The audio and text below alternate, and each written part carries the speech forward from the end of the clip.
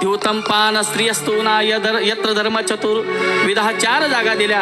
पहिलं दिलं द्यूत. द्यूत म्हणजे पत्ता. पूर्वीचे लोक कधी द्यूत वगैरे खेळत नव्हते, घाण गलिच्छ जागा होती. आज लोकांचं तेच पोट भरायचा धंदा झालाय. पान हे धूम्रपान, मद्यपान. महाराज आमचे सद्गुरुदेव भगवान मलुकपीठाधीश्वर सांगतात की तंबाखू खाणारा महाराज आणि तंबाखू खाणारा ब्राह्मणाला दक्षिणा देणारा सुद्धा नरकात जातो.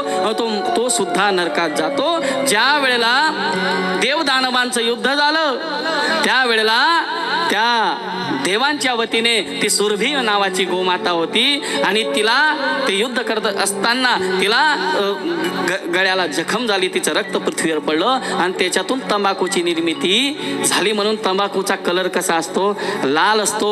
आणि म्हणून जो तंबाखू खातो त्याला गोमांस भक्षणाचं काय लागतं असे आमचे बाबा सांगतात. माझा काही संबंध नाही, ते सांगतात. म्हणून आमचे गुरुदेव सांगतात अशांना दान करणारा सुद्धा नरकात जातो.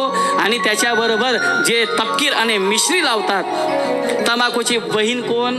सगळी बहीण तपकीर आणि त्याची चुलत बहीण मिश्री, म्हणून ते एकाच याच्यात येतात. म्हणून त्याला सांगितलं दूतम पान.